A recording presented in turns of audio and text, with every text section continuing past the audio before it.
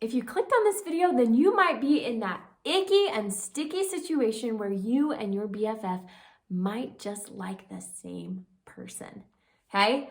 I'm so glad you're watching this video because this situation can ruin and destroy friendships and relationships. So, as a certified life coach for teenagers, I'm excited to give you some tips on how you can gracefully and tactfully navigate the troublesome waters of when you and your best friend like the same guy.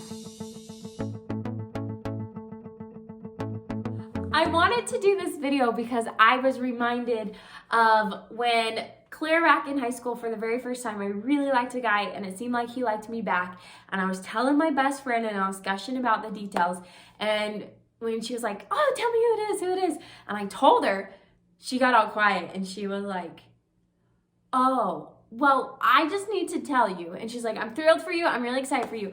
I did make out with him one time. And I was like, what? You know? And there's that age-old rule that you never date or kiss somebody that your best friend has dated or kissed. And so I kind of was like, well, are you okay if I like go for this relationship? It seems like we like each other. And she was like, oh yeah, fine. That was like a one-time thing in junior high, blah, blah, blah. But I just was laughing about that because I wish, just because of how that whole relationship turned out, I really wish I had taken that as a red flag, because any guy just making out with, you know, random girls and my best friend is not a guy I should be dating. But maybe your situation's a little bit different. So I wanted to offer some advice as a certified life coach for teenagers and as a high school teacher on how you can navigate these really tricky waters of if you and your best friend like the same guy. Now, first and foremost, you need to realize that this doesn't have to be a problem. And it's not a problem if this is a dream relationship. And what do I mean by a dream relationship? Well, and I say this so nicely to you and your BFF, but it's an unrealistic relationship. It's a relationship that's never going to happen. Maybe you have a crush on the senior hottie that every girl in the whole world loves, and he has a committed girlfriend, but we love to fantasize that one day he would dump her and date us, right? That can actually be bonding. That can be really fun with your BFF, that you're both like, oh, I love him so, right? Or even like a celebrity crush or the neighborhood boy that you really never even talk to, but you have a major crush on. I don't even think that that's a problem. I think that's kind of like the fun part of being a girl and having girlfriends, is you all can just talk about how cute people are, right? So if that's kind of the situation you're in, then this isn't even a problem, and don't make it a problem, right? Because this isn't a realistic relationship. He's knocking on your door to date you, right? So if that's the case, it's not a problem. Now, you might be in the other situation that I see more commonly, where we have a big group of friends and you've got your best friend within that group, and there's a guy within that group that you both have started to like. And maybe there's history of he dated your best friend in the past, but now they've been broken up for a while, but now he likes you, or maybe vice versa, right? And this is starting to become like a sore spot between you and your BFF because you're both sensing that you like the same guy, okay? One of the very first things to do is to talk to your best friend, and to talk to your best friend before this becomes an official relationship, before you get physically involved with this guy, or before the I like yous are said, okay? Talk to your best friend. Find a moment when you're both in a good mood, when you both are face to face, not over text, not even calling. I want you face to face. And it's just the two of you, okay? Not him there too. Teens have told me that, and I'm like, why would you have this conversation with him there, okay? Just the two of you, where you can like level it out and just be like, hey, my bestie, I'm here because I love you. I'm here because you're my best friend and I value our friendship above everything. I have a crush on this guy and I think you might too. And I just want to check in because I don't want things to ever get weird between us, okay? I like to leave it and start open-ended like that, because then your best friend has a chance to talk back. And they might say, oh my goodness, I've been feeling the same way and I don't know what to do about this. And then you can brainstorm together. Or it might go a little bit more south and sticky, where they're like, yeah, you better stay away from them, right? Or like it gets a little venomous. But I want to challenge you to, one, talk to your best friend, but two, stay so mature, okay? We got to remember that, first of all, relationships in high school aren't for keeps.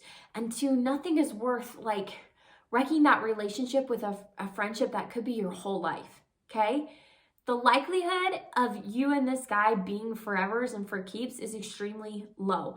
And if you genuinely have a really good relationship with this friend, not that they're a toxic best friend or anything like that, then that's a friendship worth preserving, and a friend worth their weight in gold or salt. What's the saying? I don't know. Worth their weight in salt, I think, would be kind and understanding, and would be like my best friend, where she was like, oh, please, like, go ahead, date him. I just had to tell you that had happened one time, you know? So please come at it from a level of maturity. Now, let's walk down the path that your best friend freaks out about this. At that point, you have some decisions to make. And I would challenge you to look at my other videos where I talk about big decisions and pros and cons lists and how to deal with fights with your best friend, because it might take some time and some thinking. But because we've had this conversation before things have escalated with that other relationship, even potentially, right? It's out there. We're not doing anything behind their back. We're not betraying them in any sense.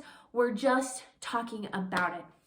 Now, sometimes best friends or us will ask the other person like ultimatums, like, well, it's either me or them, or if you date them, we're not friends anymore. And I would really caution you against having like friendships with people that are that extreme. Okay?